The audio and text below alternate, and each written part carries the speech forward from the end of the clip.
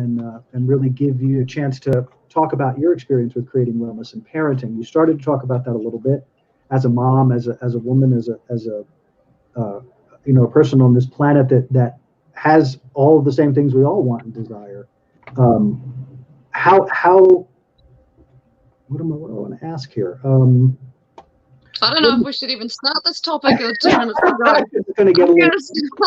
That's asking too much from me. You'll just have to get me back. All right. Well, we can do that. And I can't believe. Yeah, I can't believe how this one we obviously had to cover breathing again. That was massive, and you obviously hadn't touched on that enough in the first one, and talking about the lifestyle secondly. So yeah, maybe another time. So that's all good, and I'm good with that because as you said, as soon as it was the feeling of it was that's a very big bite to chew on right now. But I guess if I want to answer it super quickly, okay. I guess it's back to what we learn, right? What we learn in life. And as a mother, I immediately learned, as soon as that baby came into the world, it's like, oh, I'm completely responsible for what I'm putting in him, the thoughts that I'm feeding him, the environment surrounding him, and teaching him the skills to get through life. And one of the big things I find myself still constantly trying to educate him with is to be able to go within. And I think that is the one most powerful thing that we can teach our children is to be able to look within and trust within, listen to those voices, learn how to breathe, all of that stuff. I mean, my 5 he's nearly 6. He'll get so angry that I have to literally tell him how to breathe and do it with him and take him through breathing processes. I mean, these are the building blocks that, as a parent, it's all the stuff that we've just talked about. It's so important to teach. Yeah, early on. It sparked a thought for me too of how cool it could be, as a way of generating a foundation of wellness. What if you breathe together? What if you What if you make it fun and you spend 10 minutes together learning how to meditate? Because you don't have to do anything other than find quietness, find stillness. But those are ways because what struck me was that you had said your comment was the thing that your son struggles with is the thing that you struggle with. So why not bring it together? And as an alternate possibility. So, absolutely. And learn together. Yeah. But there's always options, and it always looks like it's more overwhelming. But again, I think that's about when you're looking at anything from the perspective. We spend so much time putting everything on the outside. So to me, it's like when you're looking at something, you're looking through the field of all of your crap, trying to see what's on the outside of all of your crap. Well, guess what? You're going to see all your crap first, and that's going to overwhelm you. And then if you even get to see what's beyond your crap, you might get lucky.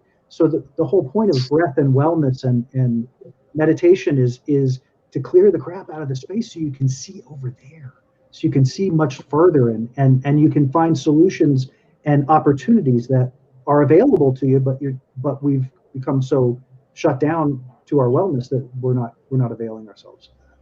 Or they find you. Those ideas and opportunities flow to you because you create yourself as a vessel for receiving them. Yeah. Exactly. Well, guys, once again, an hour has blown by like crazy. That's just crazy. What an amazing conversation. I'm so grateful to you guys for being here and participating in this crazy show. As we, really peel back the layers. I hope as the listeners that you gained a lot of valuable insight into how we do this. We are going to continue this conversation because it's important. And as we evolve this pyramid more thoroughly, we'll definitely talk to Deb and bring her back too to dive more into this because I think it's a very powerful topic. Anybody, anything before we close? Jeff, Deb, anything, guys? Thank you. No, Jackie said thanks. Great show. No, it's been fantastic. I've really enjoyed this chat, and I love how these thought storming type things take you in directions that you don't quite see. That's great. Just went completely where I wasn't anticipating, even with the structure. Yeah. But it was perfect. It was. Thank you to everybody out there in livecast and podcast land who is participating with us. We love having you be part of the show. We love having you listen. Please reach out to us. Send us your thoughts and ideas. Send us your questions. Join us on our Facebook page when we do the live so you can interact with us. We really love what we're doing. We love being able to take these adventures and do these deep dives into these powerful topics that create these foundations for transformation. So thank you all for being here. Thank you, Deb, for coming from New Zealand. Thank you, Jeff, from California. Thank you, Jim, from Colorado. Believe it. And my sisters work with people all over the US and all over the world with advanced innovative technologies and protocols to create incredible results in their lives. And there's so many testimonials all across the board. So I'm going to introduce you to her shortly. We also have our free virtual community clinics every Saturday morning at 10 a.m. Pacific time. So we encourage you all to join them because we also have live Q&A. So by the way, to join that, all you have to do is text VClinic to 888-111. And we'll be mentioning that later in the presentation. You text VClinic text VClinic to 888-111, and you'll get the registration link for our Saturday morning 10 a.m. Pacific time call. We encourage you to join because we go into deeper areas in that program there. So now I'd like to introduce Mama Chari, who's another key person of our Chari Center of Health. She keeps everything together and integrates everyone, and she's the mama for everyone, or the mother for everyone. So without further introduction, I'd like to introduce Mama Chari. So here we go. Here's Mama Chari. Namaste. Welcome you all again for this session for the Health Chari Center Health Hour, and this is our second show. And today is going to be a very special subject, the leaky gut, because I had the leaky gut and suffered with that. So wherever we went, we had to find where the bathroom, nearest the bathroom, so that I can run there. So it's a big problem. And also we have today Dr. Radha Tamirisa. She's our very special guest. She's a brilliant, young, caring, and very dedicated doctor. And we are very, very proud to have her today. And also she is very, very special for me because she is my very favorite granddaughter. I'm very, very proud of her, and I just love her. And she's going to give us a lot of information, lot of knowledge, lot of tips, and lot of suggestions. And she is very, very well qualified. And we are very happy to have her on our show. And I'm very proud to present Dr. Radha Tamirisa. Thank you, Mama Chari. I hope you enjoyed her presentation there. Thank you so much for speaking. So now I'd like to introduce Dr. Radha Tamirisa. Dr. Radha Tamirisa is a board-certified gastroenterologist from Houston, Texas, who also practices integrative medicine. So we're going to introduce her right on the screen right now. Well, thank you. And oh yes, and this is my sister, Dr. Chari. First, before we introduce Dr. Radha Tamirisa, I'd like to introduce my sister, Dr. Chari. And thank you all for joining us here today. And again, we are so excited to bring our very special guest speaker, Dr. Radha Tamirisa. She is a brilliant gastroenterologist, board certified in gastroenterology, and she's been in practice for 16 years. And I'm just going to give you a little bit about her background, but one thing I want to let you know is that for those of you who are in Houston, Texas, and the surrounding areas of Houston and Texas in general, you are so blessed, because to find such a brilliant doctor who is so compassionate, she has such a beautiful heart, and who blends the best of both traditional allopathic medicine and also is the bridge to functional medicine or integrative medicine as well. And what functional integrative medicine is really getting to the root cause of why you may be having any underlying symptoms or medical conditions, addressing nutrition, detoxification, addressing the mind and emotions, as a holistic picture to really get to the root cause and incorporate natural remedies and traditional medication whenever is required, as well as doing therapeutic procedures as well. And I always, tell my patients that I talked to my patients about Dr. Tamarisa and said, if you can go to Houston, you know, since if what their particular issue is, I said you would be so blessed, because I said to find such a caliber doctor is so rare. And they said, oh my God, go all the way to Houston. So we're bringing Houston to all of you here today with Dr. Tamarisa, and we're going to give you all of her contact information. She's going to give a presentation today again, and if you're just joining us again, on what is leaky gut and 5 tips to heal a leaky gut. And then we're going to have a live question and answer session. And so, you know, please join us and ask your questions. She's going to answer them. And then we're going to give you her contact information. And so you can feel free to contact her and take avail of all of her incredible services. So again, just to give you a little bit about her background, Dr. Radha Tamarisa, again, is board certified in gastroenterology and has been in practice for 16 years. And her practice focuses on an integrative approach to gastrointestinal disorders.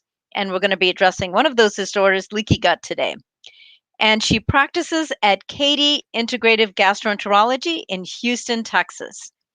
Her functional medicine training comes from the Institute of Functional Medicine, as well as the American Academy of Anti-Aging Medicine.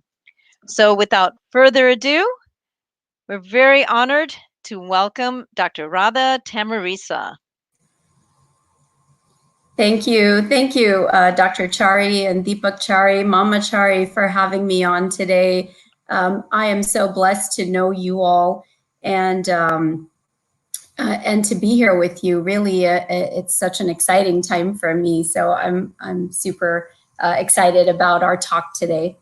I hope that you know, leaky gut is a really hot topic in gastroenterology and in medicine in general. And so I hope that we can give you some tips, a little bit of an understanding of what leaky gut is, because I think this term is used so commonly.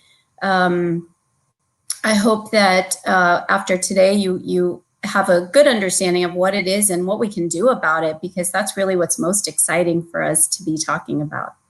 Absolutely, absolutely. Well, Dr. Tamarisa, take it away. All right. So just a little bit about myself. You know, I was trained in allopathic medicine, did my training at University of Texas in Galveston, and I settled down in Houston to serve my community. And I've been so blessed to have a wonderful practice and a wonderful community to serve. I became really interested in functional medicine probably somewhere about 6 years ago. And, you know, after practicing allopathic medicine, I realized that there was something more that I could offer my patients. And I really needed to be talking about nutrition and lifestyle in order to have a really good impact on my patients' health. And, you know, there's a point where you get tired of writing prescriptions that just don't work. And you really need to be diving into the patient as a whole and looking at nutrition and lifestyle and sleep habits and stress really are so important and crucial to intestinal health that really can't do justice without looking at all of that. And that's really where my interest in functional medicine came about. And over the course of the last several years that I've been incorporating functional medicine, I've seen a significant impact and a significant improvement in my ability to treat my patients. And there's a growing appreciation for treating the patient as a whole. People are not looking for prescriptions anymore. They really want an alternative approach and something more than just what allopathic medicine can offer. So I'm so happy and so blessed to really have this modality of treatment available to me. So let's talk a little bit about what leaky gut is. So I hope that in the next hour or so, we'll talk a little bit about what leaky gut is, why does it happen, and what can we do about it, because we really can repair this process and heal ourselves. As we know from Hippocrates, all disease begins in the gut, and that's why this topic is such an important thing to talk about today.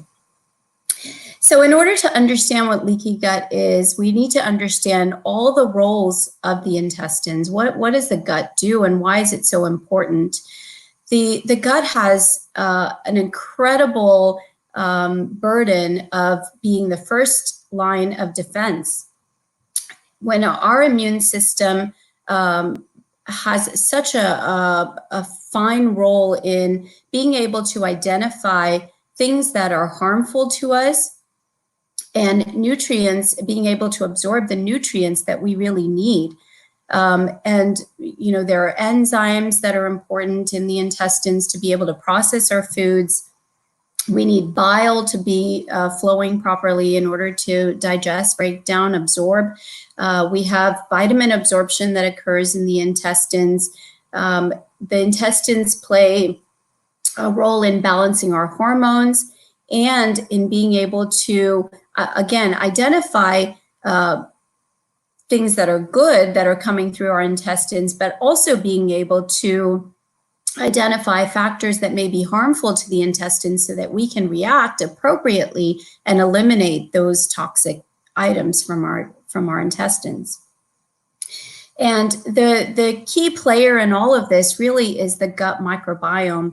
And there's so much research being done on the gut microbiome and its importance in regulating all of these functions in our intestines.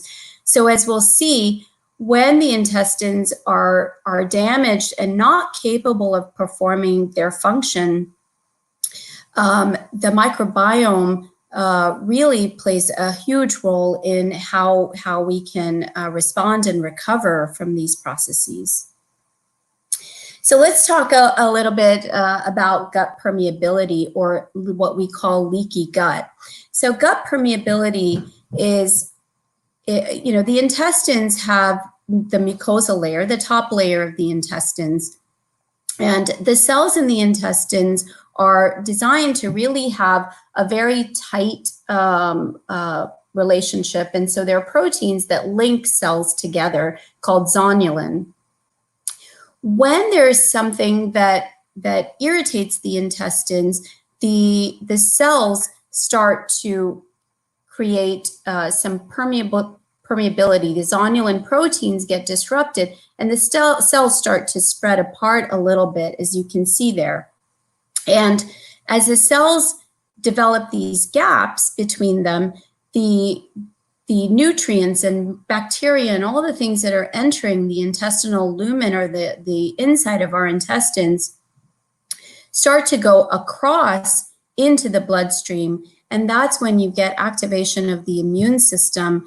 And this overreaction, this reaction of the immune system that goes above and beyond and is now unable to identify what is good and what is bad, it mounts this inflammatory response, and this inflammation creates more gaps between these cells.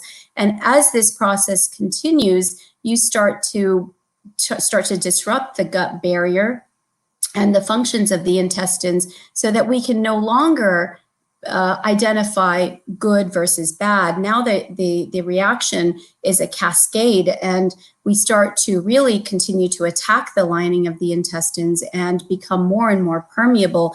And as you can see, as the intestines become more permeable, we start to develop reactions to foods that we shouldn't be reacting to. We start to get compromise of the immune system. And these manifestations can be very variable, as we'll talk about down in future slides. We also start to affect nutrient absorption. So this is when we start to see malnutrition and vitamin deficiencies. And all of this can manifest in autoimmune diseases. And we're seeing quite a bit more autoimmune disease than we've seen in the past. And a lot of it has to do with disruption of the microbiome, the bacteria in the gut, and disruption of the lining of the intestines, where we start to get this increased permeability. And then we see it in various forms. So leaky gut, or intestinal permeability, really is a manifestation of a deeper issue, something that really goes beyond just the GI tract, and it's manifesting in a lot of other organs. So let's look at what our triggers may be. And the triggers can be really variable. So poor dietary choices. When we're eating the wrong things, we're eating a lot of processed foods, we're eating a lot of sugars, sodas. I mean, all of these things can really have an effect on our intestinal cells. We don't value the importance of stress and emotion. So I'm often asked by patients, could this all be stress? And maybe 10 or 15 years ago, I would have said, no, this isn't just stress. There's just more to it than that. But stress has a huge impact on our intestines.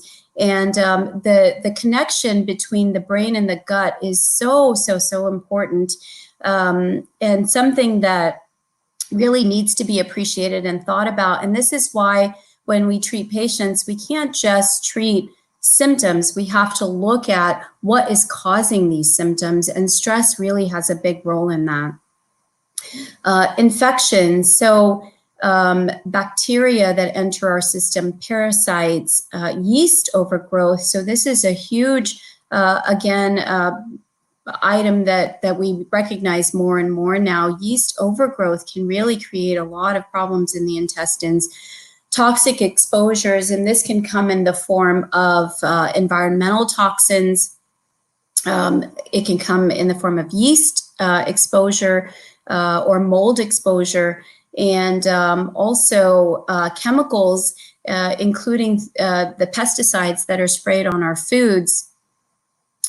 These can be dental fillings in our mouth that have metals that we're being exposed to. And then systemic diseases such as diabetes, for example, which can play a role in the microbiome of the gut and really allowing for proper bacteria in our intestines. Low stomach acid, and this is such an important thing now because we continually use acid-suppressing medications in the form of proton pump inhibitors, which really have been used widely and really overused. And the more we use these medicines, the more we suppress our innate ability to produce stomach acid and to be able to regulate the kinds of bacteria that we can neutralize with these stomach acids. The more of infections we see, the more gut disruption we see, the more increased permeability and leaky gut issues that come up. Chronic antibiotics and steroids. Antibiotics and steroids are so commonly used now. We almost, at the drop of any hint of an infection, will prescribe antibiotics. And really, it's important to be able to differentiate when they're absolutely necessary and when they're appropriate to use and when they're not appropriate to use. And this recognition really is something, again, that has come to me in the last many years and has become an important part of my evaluation of a patient. And so what happens when all of these things affect our intestines and create this leakiness? How does it manifest? We can see it again as food intolerances. And oftentimes I hear from patients that they virtually react to everything. They were now reacting to vegetables, they're reacting to fruit, they're reacting to nuts, the dairy. Everything becomes problematic when a leaky gut occurs. And vitamin malabsorption. So when we're looking at vitamin panels or nutrient panels, we start to see that there are multiple vitamin deficiencies. These patients may be deficient in vitamin D, vitamin C deficiencies, and then other micronutrients such as zinc and selenium, copper, all very important nutrients for our bodies. And as I alluded to before, as you start to disrupt the intestinal barrier, you start to change the bacteria in our intestines. So the bacteria in our intestines play a crucial role in regulation of our immune system. And when we start to change the types of bacteria that populate our intestines, we start to create other diseases and other disease processes, including autoimmune conditions. toxic overload, as we mentioned earlier, and as we get exposed to toxins and we get intestinal disruption, we start to get more permeability to these toxins that are entering our system, and they start to cross over into our circulation and create and mount more of an immune response. So, the sum of this is that the elevated toxic load and the antigens, or the foreign molecules that are entering our system, become a burden on our immune system, and we start to get these systemic diseases and autoimmune conditions that we'll talk about next. So, leaky gut, although it's occurring primarily in the intestines, it's affecting all of the organs in our body. It's affecting so many different systems. So when we look at the sinuses and the mouth, we start to see people with frequent colds, as I mentioned, various food sensitivities. And we now recognize that leaky gut can cause leaky brain, and that manifests as depression, anxiety, ADHD, autism, even migraines, headaches. And so we need to, when we see patients with these variety of cognitive or brain-related symptoms, we need to be thinking about the gut, and is there an issue with increased intestinal permeability? We can see manifestations in the skin, acne, rosacea, eczema, psoriasis, to name a few. We also can see a profound effect in the thyroid, and Hashimoto's thyroiditis is one that we recognize increasingly as being a manifestation of leaky gut. Hypothyroidism, and Graves', which is actually a hyperfunctioning or overfunctioning thyroid, which gives another variety of symptoms as well. And as far as intestinal symptoms, this can come in the form of constipation, diarrhea, and then inflammatory or autoimmune conditions of the bowel, including Crohn's disease and ulcerative colitis. These patients are often very bloated. They complain of abdominal pain, and this pain can be throughout the abdomen. And then again, food sensitivities that we may see. The next is the adrenal glands. This is another big one that we need to recognize, because this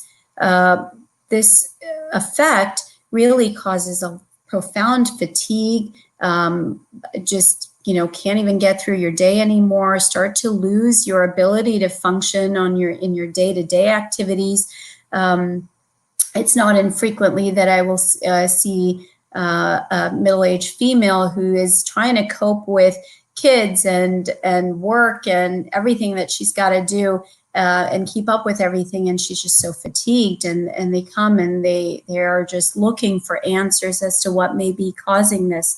So this is where we need to recognize and go back to the gut, and I always have to go back to the basics on these symptoms and see where I need to start to correct some of these problems.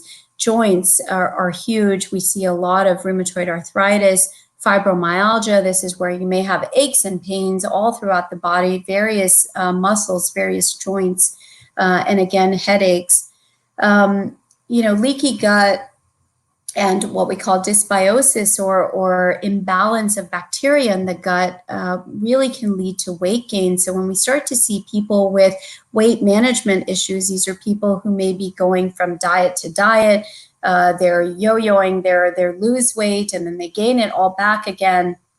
And they go from place to place trying to figure out which diet is the right diet for them.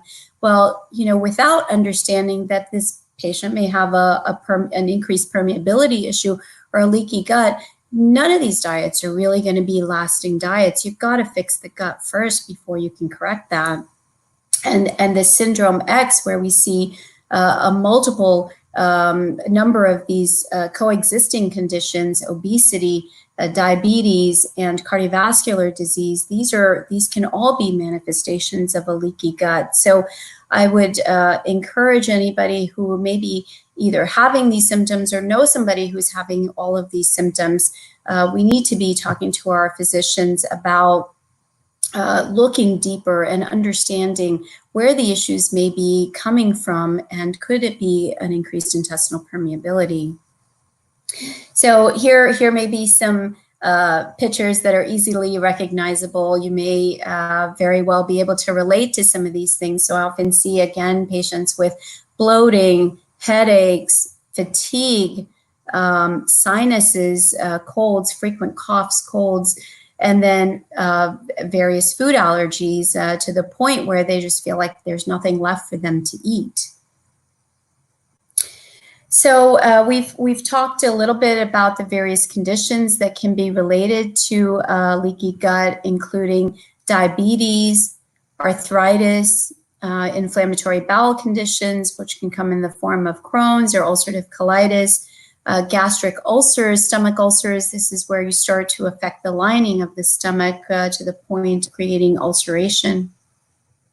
Celiac disease, this is a huge one because we're increasingly seeing celiac disease in the population. And this is where you have a molecule called gluten, which creates a lot of inflammation in the gut. And this inflammation continues to create loss of the absorption capabilities of the intestines, and again leads to vitamin deficiencies, in turn manifesting as anemia, fatigue, etc., and skin conditions associated with that as well.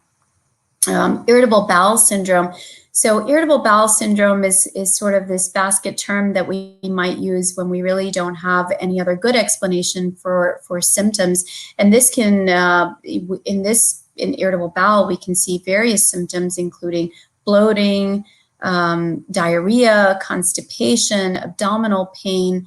And when I see patients with these symptoms that I might have termed irritable bowel syndrome many years ago, I now know that I need to look at intestinal permeability, what's causing it, what kind of bacteria are in the intestines, are there other stressors that may be creating some of this inflammation, is there dysbiosis or bacterial overgrowth issues in this particular individual.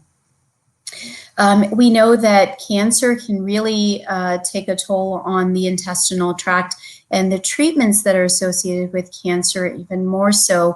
We know that all of these can be very harsh on the intestines, rearranging the bacteria in our intestines and creating an increased intestinal permeability. Asthma can be, again, a manifestation of a leaky gut. Allergies, as we've talked about, autism. You know, when I see and hear about children with autism, I think we need to, again, go back to, is there an underlying reason for it? Is there something that we can correct in the intestines and really have a significant impact on the autism and their cognitive functioning and capability in the future of assimilating back into society in a more easy way? Infections, respiratory infections, intestinal infections, all of these take a toll on our intestines and increase the tendency for a leaky gut or increased gut permeability. Now, you know, we've talked a lot about what all we can see, the symptoms and the effects of having a leaky gut, but how can we really look for a leaky gut? How do we make this diagnosis? And you know, the diagnosis isn't always easy. First, of course, we have to think about this as a possible diagnosis. And then we've got some tools that we might be able to use in order to help us. There are some blood tests that might be useful to us. So I mentioned briefly a protein called zonulin, and zonulin is the protein that really binds the cells together. And when we're looking at a blood test for this, we can see sometimes an increased zonulin, which gives us a clue that there may be a leaky gut issue going on. Stool testing, and so I actually use quite a bit of stool testing in my practice to be able to identify some of these key factors, and I found it incredibly useful in making or identifying what may be going wrong in the gut and how I might be able to approach correcting this issue. So there are very sophisticated stool testing that can actually give us an idea of bacterial imbalances, digestive enzyme deficiencies, which may be leading to increased intestinal permeability, and inflammation also that may be leading to that. We can also use some urinary testing. There's testing that we can do to look at organic acids that give us clues about intestinal permeability. And then food allergy testing. Food allergy testing can be a little bit tricky. It's not a perfect test for us to be really relying on because there's so much variability in the testing process. I do use it and I find it helpful in certain situations, but these are things that really are available to us. And, you know, as much as I still have a very strong background in allopathic medicine, these tests have really come to me through my training in functional medicine. And I feel like I just have a much larger toolbox that I can offer to my patients to be able to identify and correct these issues. So now let's talk about what we can do to heal a leaky gut, because this is really where the exciting information is. And in order to really do justice and heal a leaky gut, you really have to look at what is irritating and damaging the intestinal tract. This is where I have to go back and look at what's in the diet. What are they eating? What's for breakfast? What's for lunch? What's for dinner? And I have to dissect this information sometimes, because sometimes you don't even realize what you're eating and how it's affecting you. You're just so used to it. And we're so used to our comfort foods that we've eaten since childhood that we don't really think that these are damaging our intestines. But you know, now we understand that it's the processed foods, it's the sugars, it's the sodas, it's the high fructose corn syrup in our diet. And then it's the pesticides that are being used on our foods that we're ingesting and then creating some of this damage. So really a deep dive into diet can really be helpful in correcting and identifying and correcting some of these issues. So that's really the first place that I start. And oftentimes, we'll have to put patients on what we call an elimination diet. And this is where we, again, go through a process of really taking out all of the potential foods that are creating these disruption of the intestinal barrier. We eliminate all of this and we really start with a clean slate. And really in a good elimination diet, the first phase of that really takes about 6 weeks. So it's very important that we explain to patients that this process of correcting a leaky gut is not an easy process, and it doesn't happen overnight, because really we didn't get here overnight. It took years and years of eating the wrong things and being exposed to different things that really created this process in the first place. So it takes time to repair, and we require a lot of buy-in, because a lot of the burden of being able to correct this process, you know, I can tell patients what to do, but the patients have to have the ownership of taking that information and really applying it to their lives. And, you know, I have some people who will say, look, I am not going to do all that. I'm not going to eliminate all these foods. I can't do it. But when I explain to them how important this process is and how much better they can feel once it's done, you know, oftentimes I can get people to go through this process. And I'll tell you that I have some patients who are really good. They just adhere to everything we tell them to do. And although, again, it doesn't happen overnight, within about 3 months, they really can see the benefit to having done this. And I have patients who tell me they haven't felt this well since they can ever remember. And so the gratification that we get from being able to hear that from people is so, so important. And I can tell you that, you know, the functional medicine training that I have received has really allowed me to have that impact and understand the importance of food in our healing process. After we've identified all the irritants and removed them, then we need to allow for replacing. We have to replace the things that we have taken out of the diet with healing foods. And again, this is a learning process, and we need to educate our patients on how important it is to change our behaviors and change the sometimes giving up food really has a psychological impact. And we need to talk our patients through that. We need to stress the importance of why we're doing this. And really, there's so many foods out there. When I start to tell patients you can't eat this and you can't eat that, they feel like, oh my gosh, there's nothing left for me to eat. What do you want me to eat?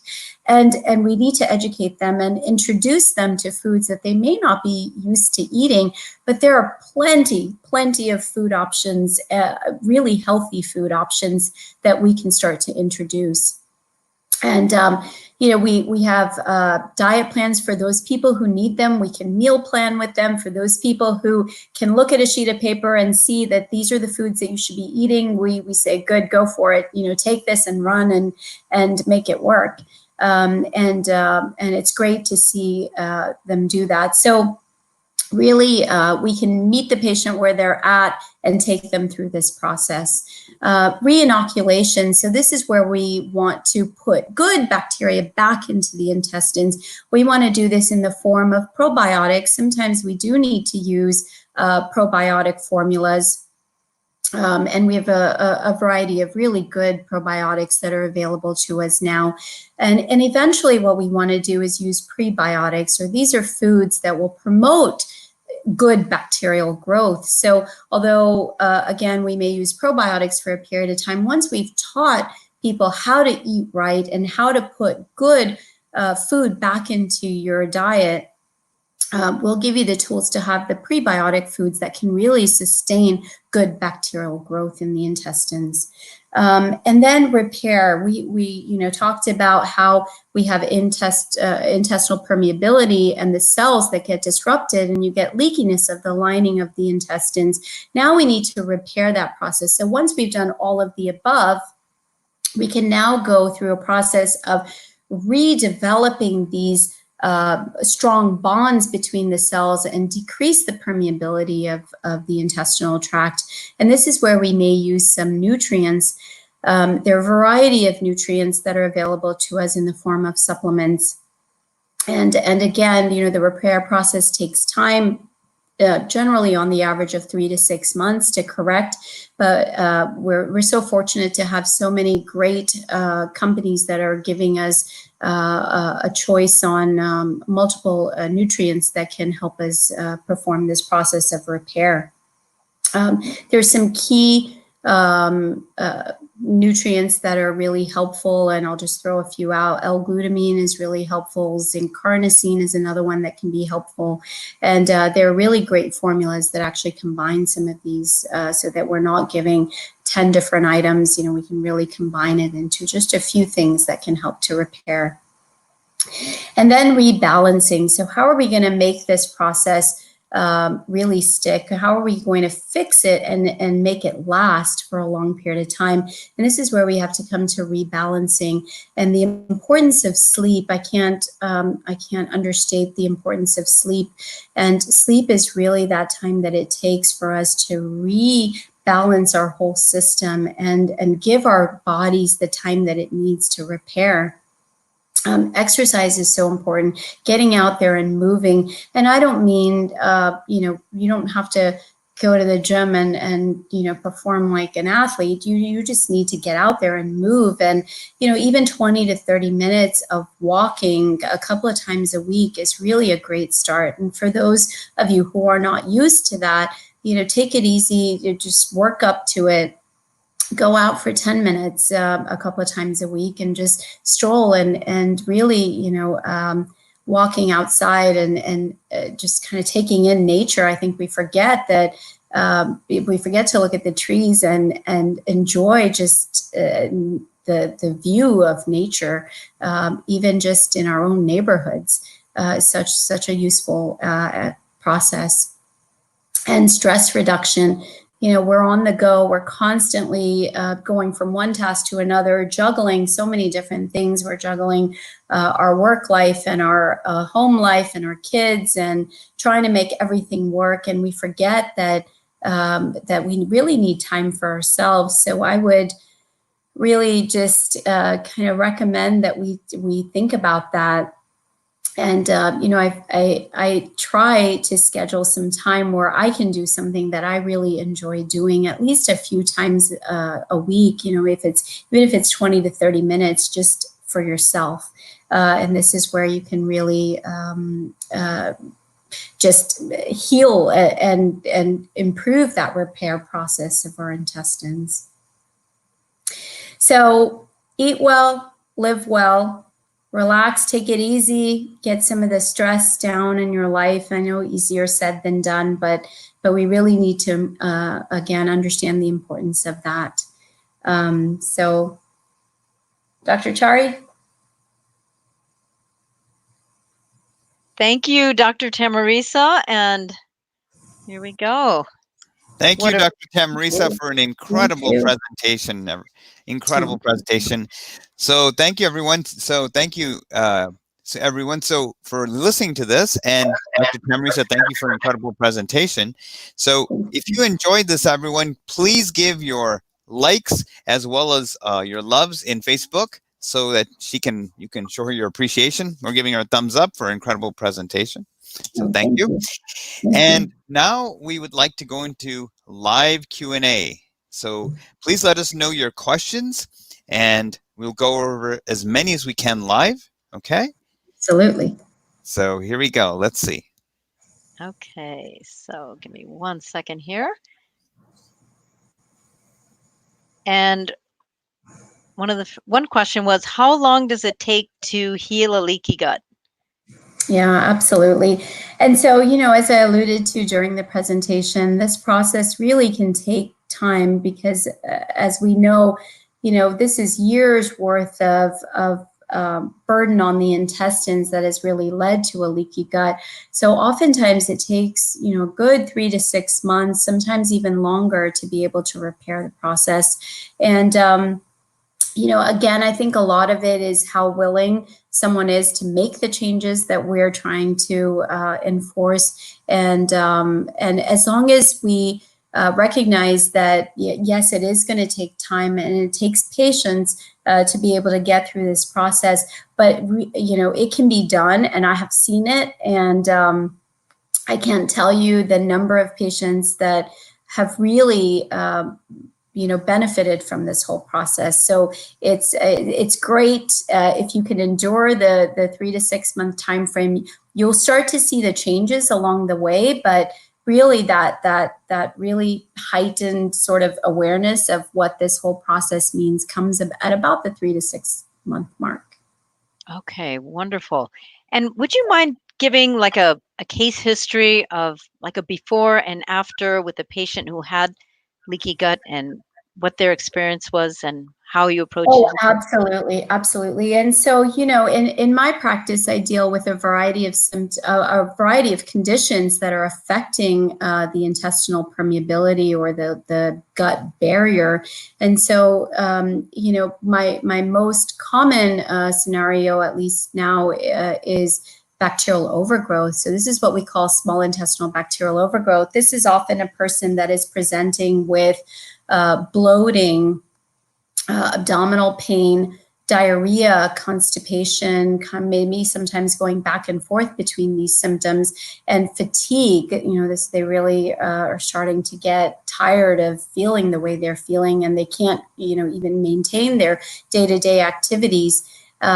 So this is somebody that, again, we, go through a dietary intake, and then looking for what we call dysbiosis or imbalance of bacteria in the intestines. And once we've identified that, oftentimes, again, we'll start on an elimination diet. This is where we're taking a lot of the toxins out. We're correcting the bacterial imbalances that may exist. We're treating bacterial overgrowth. Sometimes we do use a combination of botanicals that can help with bacterial overgrowth, along with, sometimes I do use antibiotics, certain ones, very specific ones in this setting. And once we've corrected that, then we are looking at, again, a maintenance of some dietary modification and restrictions. And somewhere about 8 weeks or so after we've implemented this, then we're starting to loosen some of these restrictions and add things back into the diet. And I'll tell you that really, where I start to see improvements is somewhere even in that 6-week time frame. The first 6 weeks, I can see reduction in gas and bloating, increased energy levels. Once we've taken all the processed foods and sugars and all the quote unquote garbage out of our diet, we really see so much of energy that comes back, and we're seeing these people really kind of get back, and they are seeing the value of it, and they're willing to continue doing some of the things that we're asking them to do at this point because they feel so much better. And I have patients, countless number, who say they haven't felt this well in 20 years sometimes. They're dealing with this for such a long time before they realize that there is somebody out there who can help with these conditions. And it's great. Yeah. Beautiful. Thank you. Thank you. Well, again, your patients are so blessed. Houston, Texas is very blessed to have you there. And for those of you who may just be joining us now, we have a very special guest, Dr. Radha Tamarisa, who is board certified in gastroenterology. And she just gave us an incredible presentation on what is leaky gut and 5 tips to help you heal a leaky gut, because this is such a critical topic, such an important topic. I think leaky gut is an epidemic. Do you feel the same way with what you're seeing in your practice? Absolutely, absolutely. The leaky gut, again, is a manifestation of so many other things that are going on, right? So it's the autoimmune disease, and it's the fatigue and the adrenal, fatigue, and the thyroid disorders. So we're seeing, all of these things are affecting the intestinal permeability. So absolutely, we see it so much, and so much more than we should be seeing it if we were to address some of these issues really early on. So absolutely, absolutely. And so for those of you, again, who are just joining us, please feel free to send us questions. We're doing a live Q&A with Dr. Tamarisa. So some other questions that came up here was from Sita Matabushi, and she's asking, can you suggest good probiotics or a good brand? Absolutely. And again, there are so many good probiotics out there that, telling you just one brand really doesn't do justice. But, what I look for in a good probiotic is really that it's a medical grade product, that it's something that has been tested well and is reliable. Again, there's so many probiotics out there, and sometimes, but the packaging is important, how they're preserved is important. And so if you don't look at all of these things, you're going to end up with supplements or probiotics that really aren't going to do you any good. So, you might as well not take them. If you're going to take them, they really need to be good. And I look for multiple strains. So I like to have a number of different bacterial strains when I'm choosing a probiotic. Oftentimes, I'll choose a refrigerated probiotic because I do think that that's something that's going to be more likely to survive in the intestines and really provide the benefit. But I'll tell you, even our probiotic manufacturers have become very sophisticated, and they're able to allow for good preservation of bacteria in these supplements. And so I'd be happy to connect with you. If you'd like really specific recommendations, please let me know. Beautiful. And another question is this an acquired disorder? Let me see, I just lost.